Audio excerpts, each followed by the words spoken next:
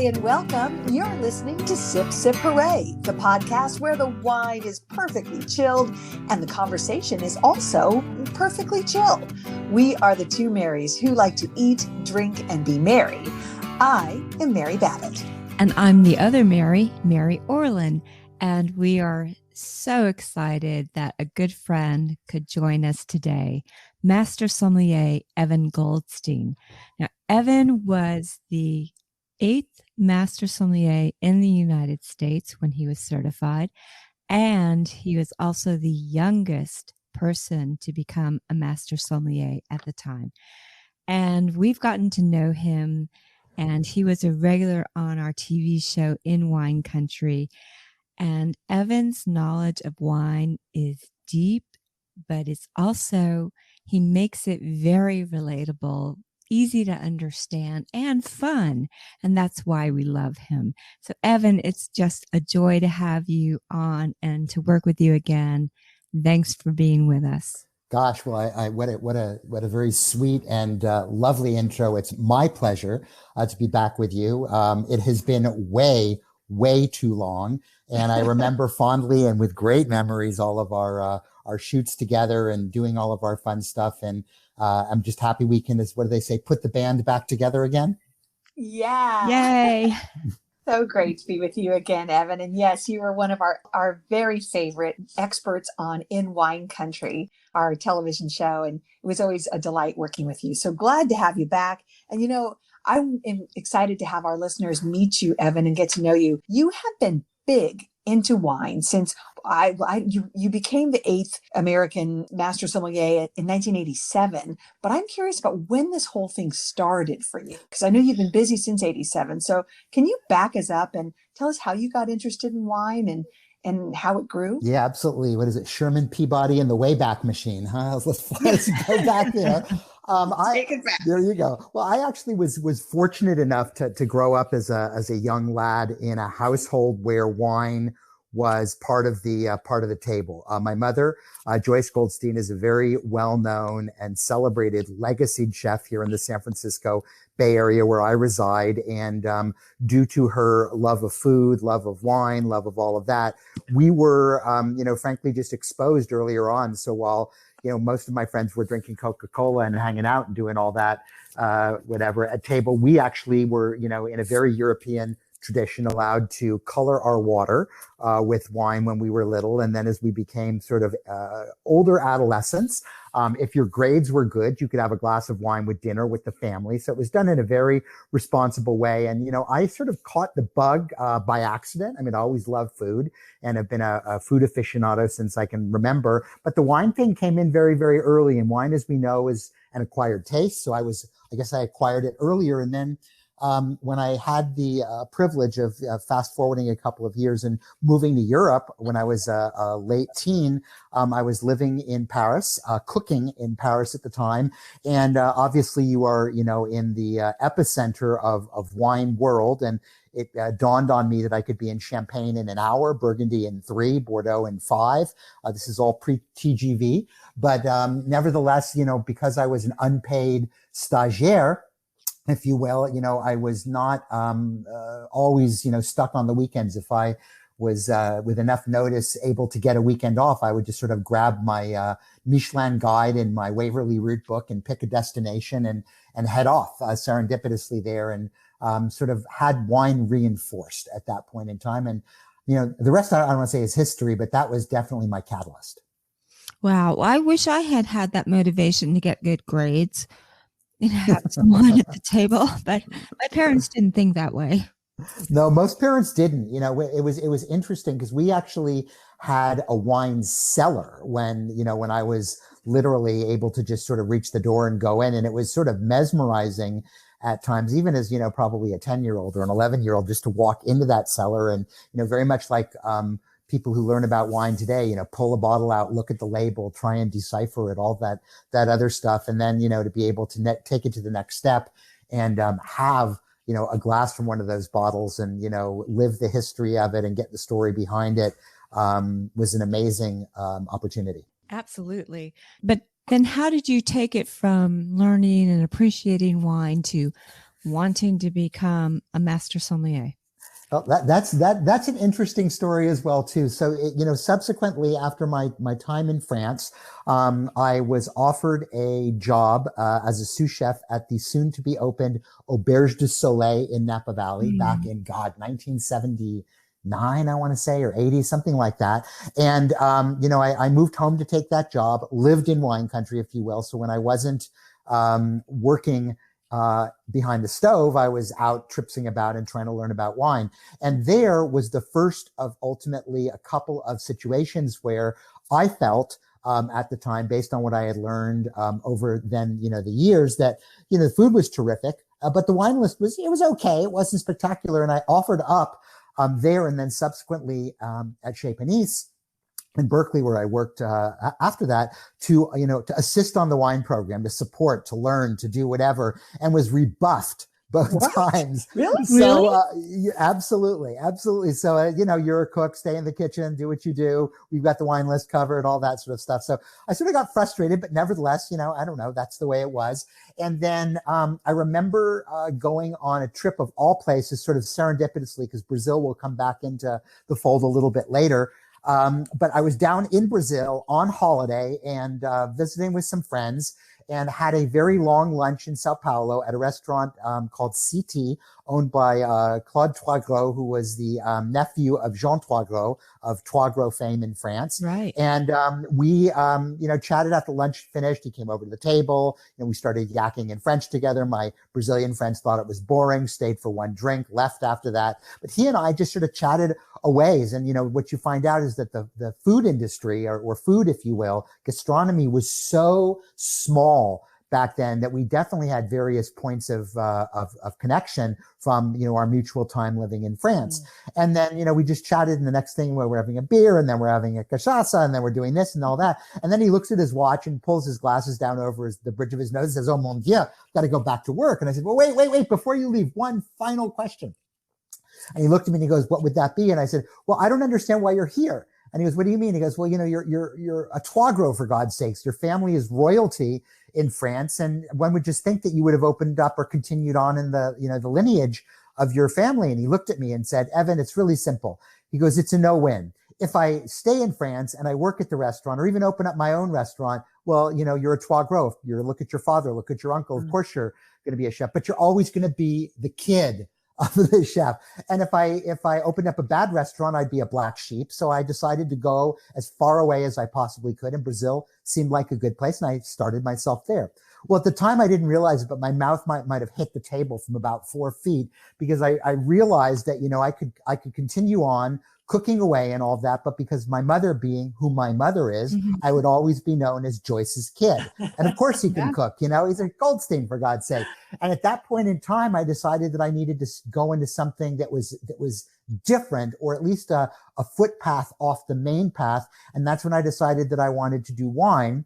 And when I came home, we found that there was a whole crew. You know how restaurants are. Right. One day, one of the chefs comes in and says, "I'm leaving to open up my own restaurant," and takes half the people there with him. Right. And that gentleman left to go open up what was then going to be Madrona Manor. I'm sure that is familiar to both of you. And half the crew left. So rather than working opposite shifts to my mom to sort of prevent the people yelling nepotism, we found ourselves working together, literally side by side. And within a couple of months, decided we wanted to open up our own restaurant, gave Alice 2 years of notice, and ultimately opened up Square One. And I said, "I don't care what I do at Square One, but I'll be darned if I'm not doing the wine list." And my mother said, "That's perfect, because I don't want to do it. You talk more than I do. One of us should be on the floor, and that will be you." And that was 1984. Wow. That's so great. And so your wish came true. You got to have a voice about wine, and also in the kitchen, I'm sure, as well. And it just blossomed from there. I mean, you've gone on, you've continued this gusto for wine. I wonder how you keep it interesting. I mean, you started a long time ago, not that you're very young. You started as an infant. So how do you keep the magic of wine alive? No, that's an excellent question. And back in the early 80s, when we started doing our recon and looking for a space in San Francisco and starting to look at, who are the purveyors? How do you buy wine? How does that all work? In literally the mid 80s. So, if we opened up on May 14th, 1984, which is the exact date, you can work your way backwards a year and a half to start that process. And it was a very nascent industry back then. It was still very much driven by spirits and cocktails. Right. And to a lesser degree, wine was, the holy trinity of classified Bordeaux, Bob Red and Bob White, Mondavi and Magnums, and Chateauneuf du Pape, and so anything outside of that was sort of running against the grain and pushing boulders up the hills. But I was determined, based on, what I had learned and experienced and all that, to cast a different direction. And our food was different and everything else there. So we did the work. We opened up with sort of a sense that if it was going to be a Mediterranean restaurant, which is what it was going to be, and Mediterranean in our mind was defined by being literal, TTORAL, not literal, ERAL, which covered literally everything from North Africa to Greece to Turkey to, France to Spain to Portugal to whatever. That the wines needed to reflect not only sort of a profile of Europe, but also, flavors that worked with our food. And I understood that to be the fact, but I also understood the fact that we needed to catch the wave. And the wave in the water was this sort of emerging sort of swell of what was going to be boutique artisanal California wine. And back then, it was very small. I mean, there were just a handful of producers, as you know, who were getting their selves going in the 70s and early 80s and all of that on top of the classic names, but we were hell-bent on having all of them when we opened up in 1984. So I literally made pilgrimages to go see, the late great Joe Swan, to sit down and break bread with Dave Raffinelli, to go and drive up and drink way too much tequila with Mike Collini at Stony Hill and stuff like that. And, talk, Charlie Wagner into putting Camus on a restaurant wine list back in the time when nobody did that. Wow. So we opened up the doors of Square One in 1984 with this sort of wonderful composite of, classic and more obscure European wines and this emerging pastiche of what was going to be California fine wine, and became literally, from day one, a wine destination restaurant that we indeed paired incredible wines to match with my mother's great food. And, for a long period of time from, 1984 until the earthquake, Square One, along with probably, Jeremiah Tower's Stars, were the two restaurants in San Francisco. That is so cool. And what you were visionaries when it came to wine and food. I like to think we were helping shape the curve, in terms of things that we took for granted that today are really hip, whether it was wine from Jura that we were actually pouring in the late 80s. You were pouring Jura in the 80s? Yeah, Après-Mont and Savoie and all these other crazy things. You had to track them down, but there were a couple of wonderful little importers that were out there, or importers that would become importers, having been the progeny of some of the initial great importers. And it just, the neat thing is that when you're doing something really cool, Mary, they come to you, they come find you. So if you're doing something that is shining a light, the people will find their way to the light and they'll come, Evan, this is like right up your alley. There's this wine that's never been sold in California before from Spain called Tinto Pesquera from this place called Ribera del Duero. And we know that you should be the first restaurant carrying it. And that's how it happened. Okay. That is exciting. But still, I'm still curious, all these years later, how do you stay inspired? Well, the beauty of wine, Mary, is that wine keeps you incredibly humble, because if you think about it, there's a couple of harvests a year in the northern and southern hemisphere. You get one shot. The wines are made.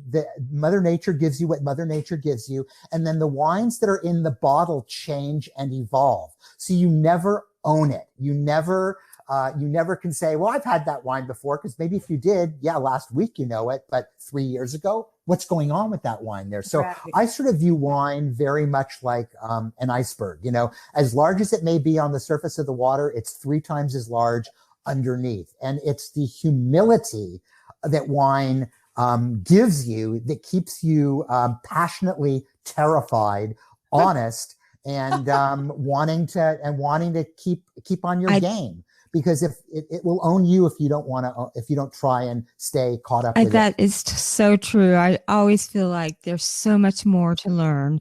As much as I read and study and taste, there's every day is like, oh my God, something new. And how do I keep up with all of it? It's just exploded. That's interesting. Good for you. I love that answer. Thank you. Thank you. I find it quite apropos. And, the other thing is we know is that, back in, to reference that point of 1987, when I passed the MS, if you looked at what the world of wine was back then, half the places we take for granted these days were either under political disarray and ergo unavailable in the United States, or simply, not on anybody's radar yet. So, the world has expanded greatly over time. Yeah, it's gotten smaller. It's gotten bigger and smaller in different ways, right? We all have Very much access so. to so much more now. And one of the things I've always loved about you is that wine education is important to you, and helping people learn about wine and not be intimidated by wine, but know how to pair wine with food and stuff. Can you tell us about that education piece? It's led to some books, and it's led to a couple of career projects for you as well. But tell us why the interest in helping others share your passion. Yeah, no, thank you. I appreciate your asking that question. When we had Square One back in the 80s, one of the things that we had, in addition to the restaurant, was we had a space next door that was initially a more casual restaurant that morphed into a private room for Square One. Well, when you didn't have an event going on in the private room, it's like, what are you doing in this space to generate revenue and all that? So we decided to essentially create wine classes, and we held them on Tuesday nights, probably about, 40 out of 52 weeks of the year, and picked different subjects, and essentially had people come in. They would pay a flat fee to take the class, have some small nibbles of food that would, tailored for and would accompany the 10 wines in the wine class. I would study and learn about these areas. And it was primarily for our customers initially. It became for the trade over time. But there wasn't, honestly, back then, a lot of wine education that was out there, and certainly very little that was formalized and for the consumer. There were trade events, as we used to know them, but very little that people could access.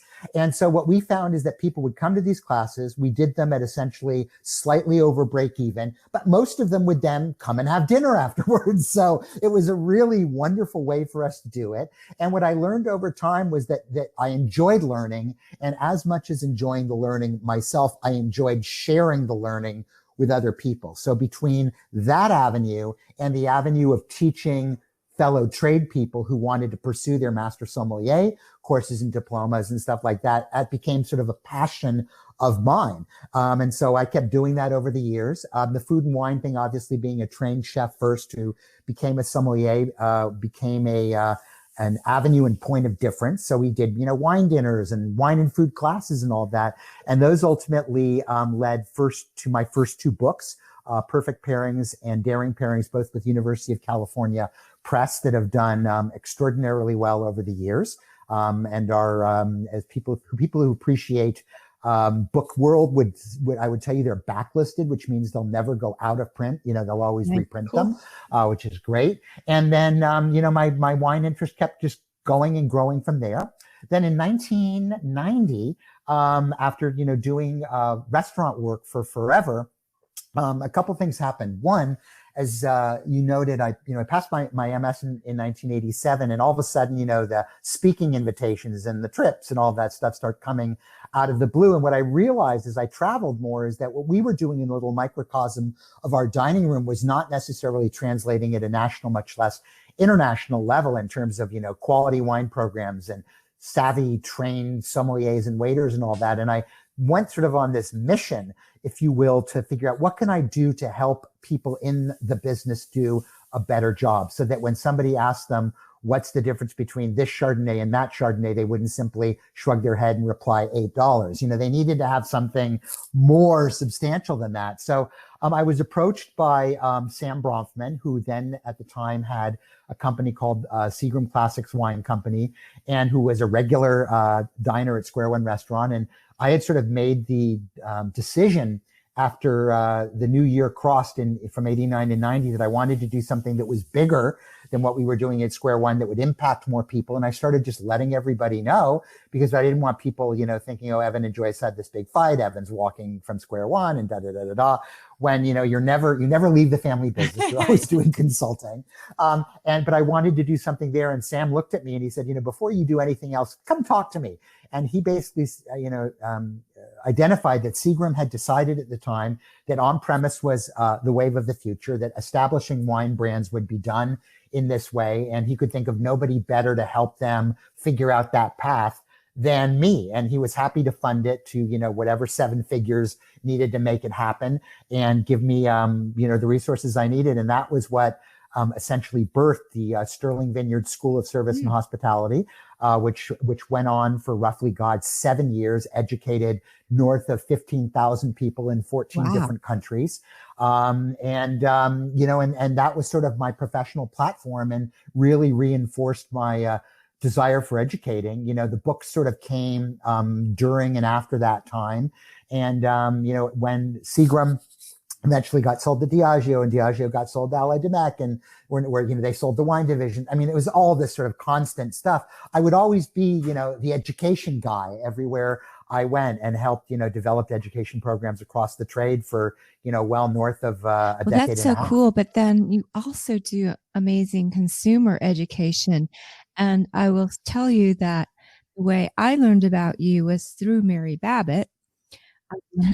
Because I thank you so much for that. She was a big Ron Owen fan listener, and she would come to me when, like, the first year or two of our fledgling wine show in wine country, and say, there's this guy, Evan Goldstein, he's on Ron Owen's show. And Ron Owen was a radio host on the San Francisco station KGO. And Evan, you were a regular guest. And she was like, he just explains it it's so easy to understand. We need to get him on the show. And tons of people would call in with your questions. You could answer their questions so well. I just loved it. I appreciate that. Well, you want to hear the ultimate in coincidence? I'm actually having dinner tonight with Ron Owens and his wife, Jan, literally, who are, and you'll be the first to get the scoop on this, they are moving to Arizona this weekend. And we're celebrating their sort of going away dinner tonight. So how serendipitous that you bring it up. I'll have to let them know when they come over in a couple of hours. But no, and that was, Ron was a regular diner at Square One, and that 12-year gig that we did together was literally birthed out of the fact that one day his wine person bailed on him, and he called me up and he said, "Can you come over here right now?" And that started what was, literally well over, a decade. I was gonna say well north of a decade, because we started doing that in 1991, and he stopped doing his show regularly just a few years ago. So incredible. Amazing. Wow. But so thank Ron for making the connection for us. Right. And wish him well too. I will. But Ron, to your point, and you too subsequently, really provided an opportunity to speak to people beyond the trade, which was and still is in large part a good chunk of my audience. But there's nothing more pleasurable that gives you more gratification than answering a question and having somebody say, "Oh, I always wanted to know. Now I understand." Or watching somebody sit at a winemaker dinner and you explain something and they start shaking their head up and down vigorously in agreement or whatever. So thank you for that. Not everyone has the gift of being able to relate it to folks who don't know a lot about wine. Certainly there's fantastic educators who can talk to professionals in the trade, but being able to relate it to consumers takes a certain talent. And some patience. I think one of the things I bemoan about many of my colleagues, many of whom know way more and have tasted far more than I ever will, is that they can't get out of the geek mode all the time, and they don't understand that it's rather than sighing under your breath and staring at them and burning lasers through your head. Here's an opportunity when that wine industry needs as many fans as it possibly can have to make that connection, to get somebody excited about wine who prior to that was drinking, beer or a cocktail or whatever. And in these days they're all drinking, White Claw and Truly. Yeah. So we need all work hard to ensure that people continue to be excited and not intimidated by wine. So that's in large part what you guys are doing as well too. So it's And that brings up a question about how the sommelier profession has changed, especially since you started in the late 80s, in terms of educating and the types of what your audience is now. Yeah, no, I mean it's interesting. Back in the day, the number of sort of bona fide sommeliers or wine directors, if you will, that were working full time in restaurant and hospitality establishments could literally be counted on two hands, and that's nationally, not just domestic, in the local Bay Area. But we have people to thank that came before us. My mentor in life is Kevin Zraly, who was at Windows on the World for years and was America's first true sommelier, working with the late great Joe Baum in New York. But so a handful of us, just sort of started to do that, and we didn't consider ourselves per se sommeliers, but simply the wine experts in the restaurants and doing all of that. And we grew over time. Our population expanded, but I think nobody was prepared for one, what would be the Master Sommelier qualification diploma examination, which gave gravitas to the profession itself.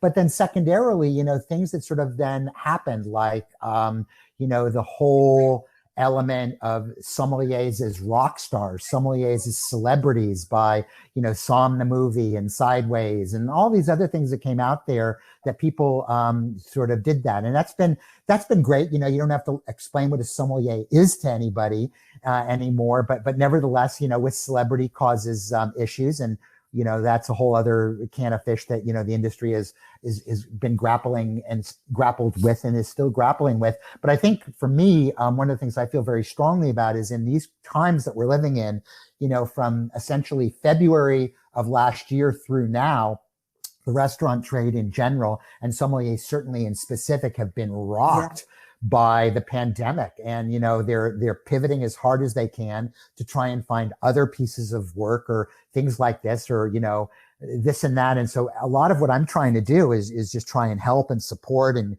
grow. And, through my Master of the World program, we actually hire sommeliers to not only actually physically work for us, but also, provide opportunities for them to teach classes using our kits and things like that too. So I sort of feel like, right now sommeliers are going the way of the polar bear really quick. And we need to do everything we possibly can to support them. I fear that when we do start to come more out of this surreal time that we're living in, that, the great joke on, the internet right now is there are no more sommeliers. There are a lot of managers out there who are half sommeliers, half managers with reduced lists that all have wines that sell for, $40 to $80. And that, the halcyon days of the profession are behind this. Well, I wouldn't be that cynical, but nevertheless, I think there's going to be a huge period of time while the economy and the industry and all that get rebuilt. So all of us need to be doing everything we can to help support everybody out there. So your message to sommeliers and future sommeliers is to stay the course, and you believe it's going to get better, and that we will get back to restaurants where you have a knowledgeable sommelier to guide you through the wine list? I believe in the long term, Mary. The answer to that is yes. I think in the short and near term, it's going to be a rocky road getting there. I think that it's going to be hard to get restaurants to visualize having full-time beverage people back on the floor whose sole job is to sell wine. And I think that sommeliers, much as like when I started, when I was the sommelier at my restaurant, but I also did payroll. I also helped with insurance. I also did all these other things. And I think that we will go back through that, and it'll almost be sort of like a deja vu all over again as we have to rebuild from scratch many things that are there. But I believe that people should stay the course. I believe they should be creative. I believe that they should look at being a sommelier or working as a sommelier as being part of what they're doing, but that they're going to need to be augment that with other things, whether it's working for a supplier, whether it's working part-time in a tasting room or helping a winery out that needs education done there, or anything they can possibly be doing to do that, because the number of absolute bona fide sommeliers out there is probably as opportune a moment as there are for absolute bona fide wine writers, which, if your name's not Eric Asimov or Esther Yeah, Mobley, I you can don't have a relate. job right now. So I I can think we all totally need to be relate to that. creative. It's tough. It's Yeah. really tough on the industry. And and I don't know if you share this concern, but I worry that the importance or the value that sommeliers and wine writers can bring is being diminished. Undervalued, yes, and diminished, yes. And I think that it's really sad that even the ones who are doing full-time jobs, you can ask them after you've had 3 or 4 glasses of wine, and they'll tell you that, is this exactly what I signed up for? Now I'm doing my column, I'm doing a wine of the week, I'm blogging, I'm podcasting, I'm doing this, by the way, for no more pay than I was doing before. And that's just for the stability of having that. If not, everything's just, it's syndicated, it's wired, and it's unfortunate that has become the way. And I think what we've done, without getting way too cynical about all of this, is that social and the internet in specific has really dumbed things down for everybody. They don't feel like they quote unquote need to know anymore, because all you have to do is Google it. So people have become educationally lazy and figure that even if they don't know a wine, they can look at it. Well, do I need to call over sommelier? I'll just look online and see what Vivino has to say, or see what Google has to say, or see what, whatever has to say, and decide from there. So, we're going through some, we're living in a tipping point of so many eras and means and all of that, and understanding the value of knowledgeable, educated people leading the charge is, to your point, Mary, underappreciated and undervalued right now. And it will come back. The pendulum will swing the other way. Let's just hope there's not too much collateral damage in between. Well, that actually leads us to a really good pivot here, that you've actually, through this pandemic, have been very busy with something you started well before the pandemic, but it is an effort to help people along the journey to becoming a sommelier and to just educate people in general. Would you give us the lowdown on your Master the World Wine Club? The concept, if I understand it correctly, is you get to do blind tastings that are sent to you in the mail, and you give feedback on them and you get graded, or help me out. Tell me more about it. Yeah. So Master the World is a now 1 year live, but another 3.5 years prior to that in creation program that is essentially that. It's a monthly subscription based blind tasting kit. Now, what we do is we essentially go out there, and not unlike my old sommelier days, I would put out, the word to the streets that I'm looking for this, I'm looking for that, I'm looking for this. And all the suppliers, submit their samples, and myself and a panel of my fellow Master Sommelier colleagues will sit down and taste flights, identify wines that we believe are archetypal examples of what they are. And then they go into the hopper, if you will, for consideration in these curated kits that I develop on a monthly basis.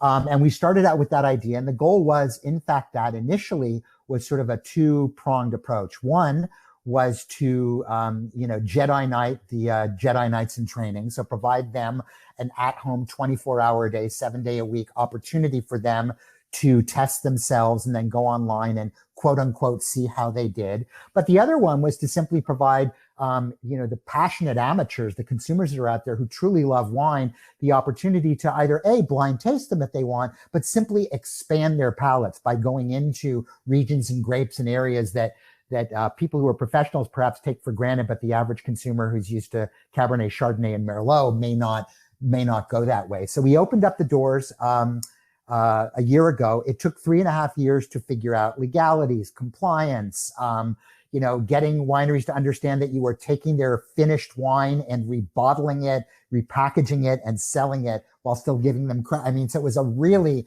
long process to get there. But we opened the doors in January, and we started to, we were expecting sort of a modest, soft opening, not unlike you would do with a restaurant. And then COVID hit, and all of a sudden, people were trying to figure, well, what do I do? I can't get together with my tasting group. I need to do this at home. Or people were sort of saying, well, how do I do this and all that? And we literally overnight, started getting a lot of B2B inquiry. We are now not only doing our own monthly kits, which go out, and which Mary, which you both pointed out, you can, buy the kit, and then there's an accompanying free webinar, and you can taste the wines and hear them spoken about by three master sommeliers. And then we talk to you about the wines. You can ask questions and all that.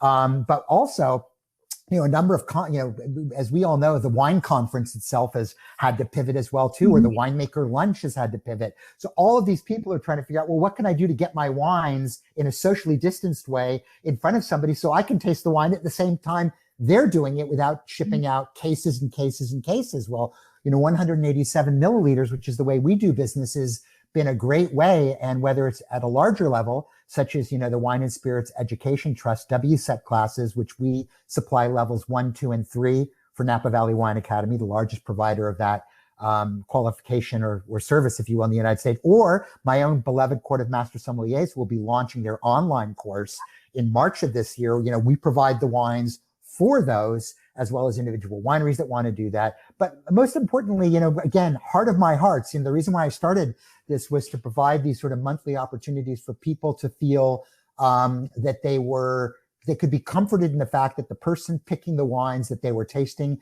in these sleeved, blind bottles were people who knew what they were doing, and that they could either come in and do a full workout, what's it look like, what's it smell like, what's it taste like, what's the acid, what's the acidity. They could do more of an options game and just pick the grape type and the country and the region, or they could just say, screw it, just hit the reveal thing, tell me what the wine is. But we provide opportunities for people to try the wines and learn about them. And then either depending on, I tell people these days, we're Peloton for the palate. You want a heavy workout, we can do that. You want a light workout for the day, I was saying to Mary, it was something like that. Like there's a leader, kind of the equivalent of a leaderboard. And I have sat in on several of the Zooms.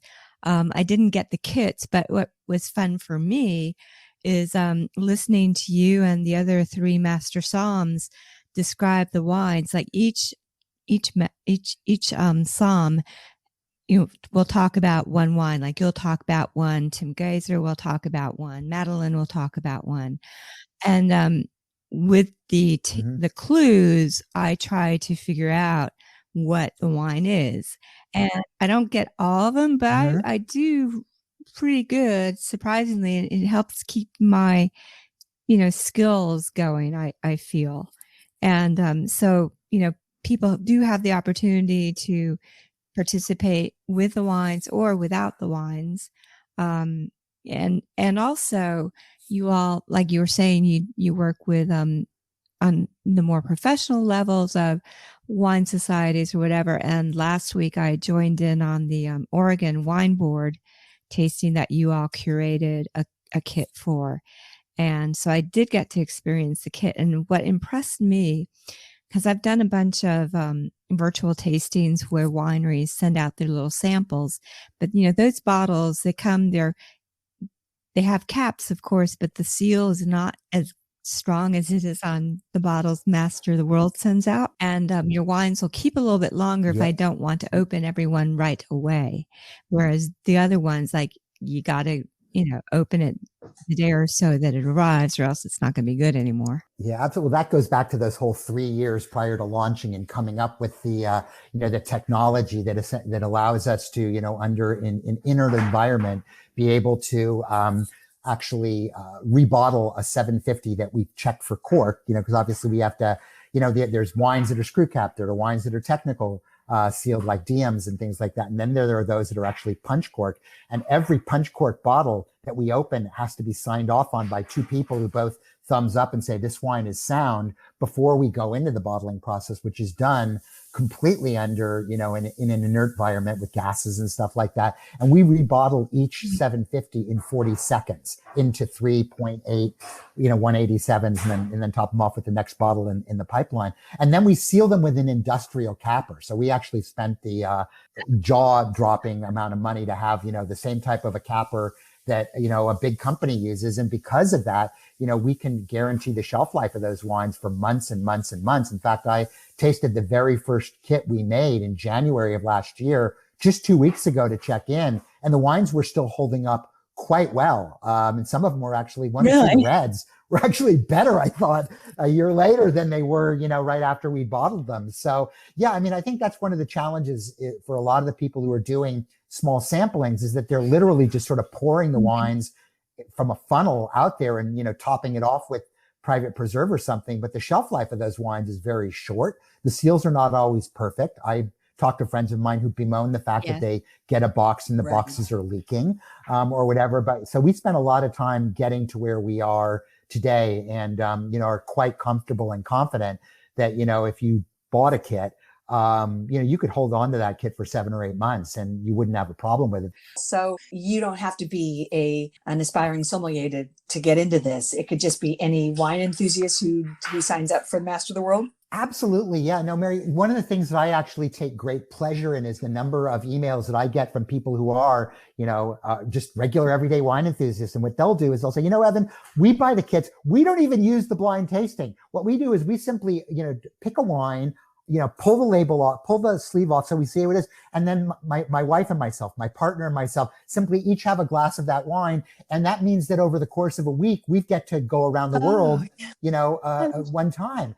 So, people will do it that way, or people will say, I like the blind tasting, but geez, I don't want to do it in 25 minutes with a clock. I'll just pick a wine and I'll do one here and one there or whatever. Or, people would just say, I love the way that you've expanded my palate. The fact that I was only drinking this before and I'd never thought about having a wine from Spain, or I'd never thought about having a wine from New Zealand that wasn't Sauvignon Blanc. So we get that huge is pride so in that. cool, because yes, the expansion of the palate, and then the trust, knowing that these are curated by experts, by master sommeliers. You're not going to get a bum bottle. So you're getting really great wine from all over the world. I love that concept because, I'm one of those people who feels that buying the average bottle of wine is kind of a crapshoot. You really, there are certain labels that you can trust and stuff, but I can't tell you how many times I buy something thinking it's going to be better than it actually ends up being.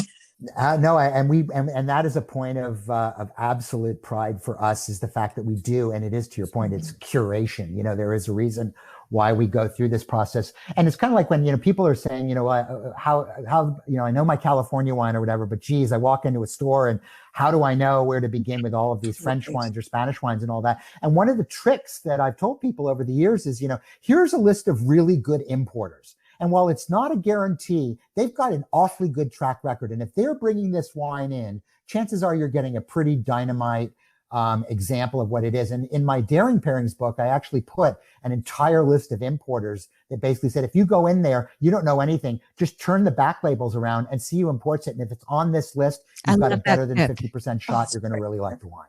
Any other good tips for us, Evan, while we got you? I would tell people that when you are trying a wine and when you're experimenting in a new wine, never judge it by the first sip, because the first sip that comes out of a bottle, no matter what the closure is, no matter what the size of the bottle is going to be the worst one. Because the wine, if you imagine that you were shaken up and squeezed into a bottle and all that, and somebody finally opened it up and let you come out, it's going to take you a while to acclimate to the room, to the people, to all of those folks.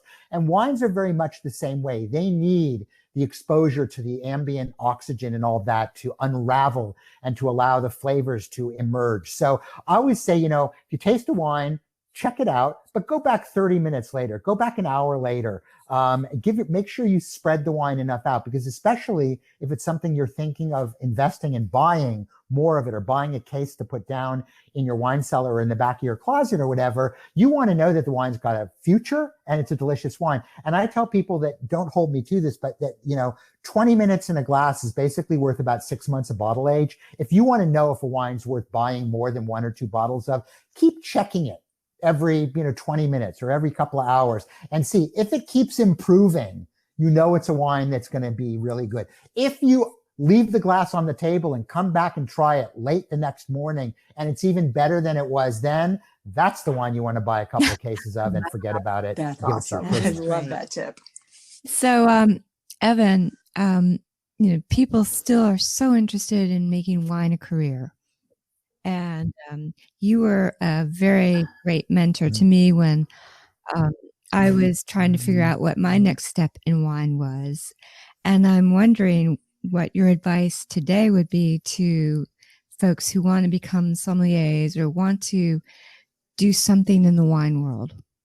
Yeah, well, I think right off the bat, one of the few benefits of this COVID environment that we're living in is there's a lot more home education available to people. So as I mentioned before, the whole Wine and Spirits Education Trust levels 1, 2, and 3 can all be taken online, guided by teachers in real time.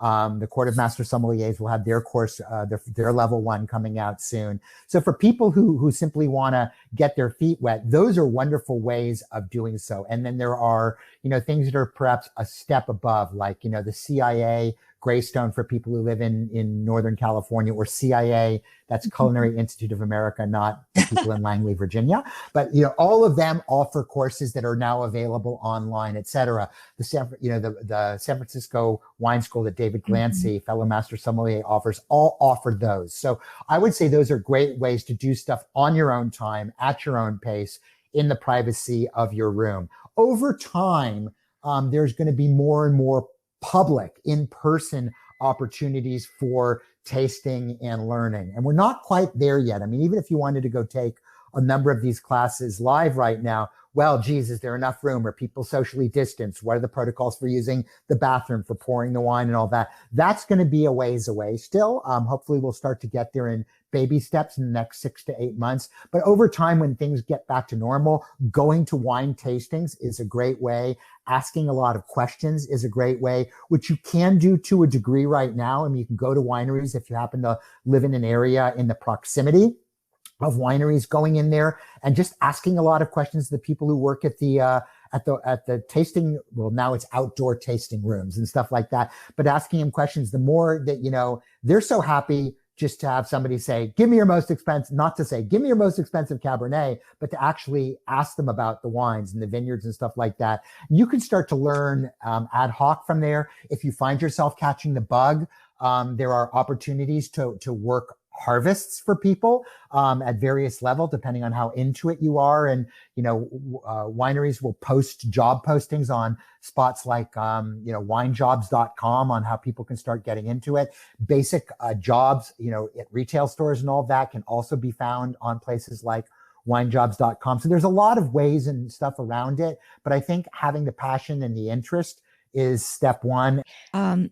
If I'm like wanting to try something new, how do I ask and say, if I'm at a winery or even a wine shop, I want to try something different, but I don't know where to start? Great question. I always tell people that giving somebody, be it a retail sales associate, being it a sommelier, being it the person behind the wine bar at the tasting room, the best way to do it is let them know, yes, I want to try something that I haven't had before, but give them some benchmarks. I like this grape. I like that grape. I love Pinot Noir, but I really don't like Syrah. I love French wine, but I haven't had too many Italian wines I like.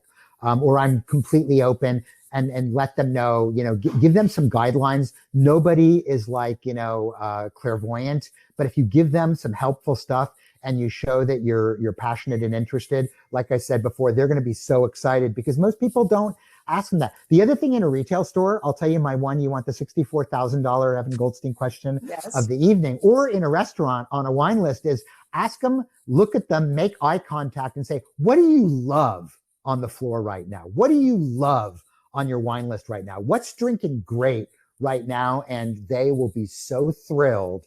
Oh, let me show you. Oh, let me tell you. Oh, let me bring you a taste of this or whatever. Because nobody really ever asked them. They work so hard to get this training. And then most people simply want to say, well, I'm looking for a Chardonnay for about $45. What do I pick?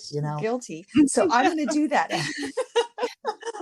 I'm going to be that curious person who asks the right question, which is just share your knowledge. What's drinking great? What do you love on the floor? So good. Hey, Evan, honestly, we could talk to you all night, but I do know you've got a special dinner to prepare, so I want to let you go. But Evan Goldstein, Master Sommelier, author, educator, entrepreneur, chef. What have I left off? Father? No, I was a pretty good soccer coach back in the day until I retired, and softball too. My daughter went off to the kids went off to school, but I was pretty good. I actually retired as a soccer coach with a boys under 10 team, undefeated and untied in a year. Looked at these kids as they were eating snack and told them to understand this moment because it would probably never happen to you again.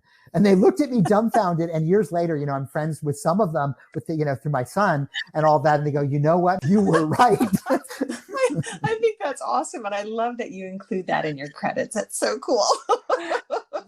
But it has been such a pleasure. Mary Orland and I thank you so much for being part of Sip Sip Hooray today. Well, it is my pleasure. And I hope I can ask for a part 2 at some point in time when it's convenient for you and you're interested. It's a treat to chat with both of you, catch up.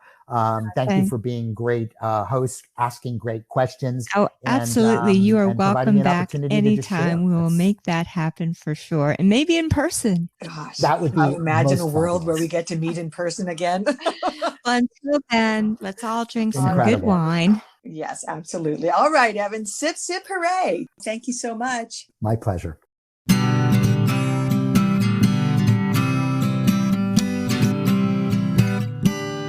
Mary B, it was just so much fun talking with Evan, and what array of knowledge he has and his ability to share it so that everybody can understand it, and he connects people with wine.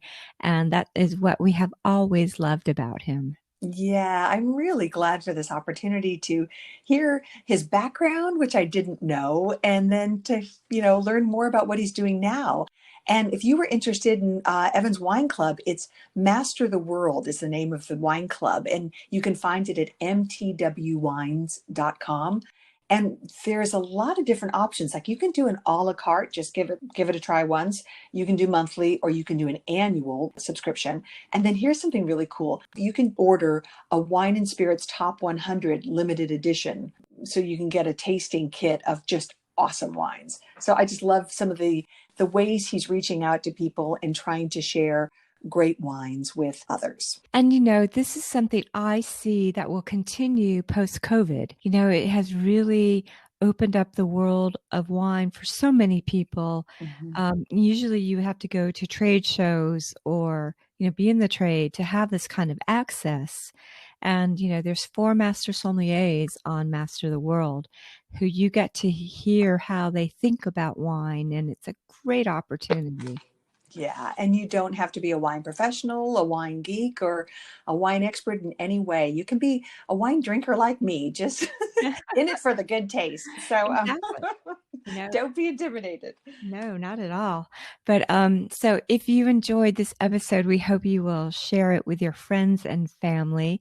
And also please subscribe to our podcast at sipsiphooraypodcast.com so that you don't miss any of our episodes. You can see what we've done in the past, and we will have some even more great episodes coming up. And yes. And be sure to connect with us on social. We are at Sip Sip Hooray Podcast on Instagram and Facebook. And tell us what wines you're loving. We'd like to hear. So we've so enjoyed being with you today. Thank you for listening, and we can't wait to do it again. Cheers to you, Mary Orland. Cheers to you, Mary Babbitt. Sip Sip Hooray. Cheers.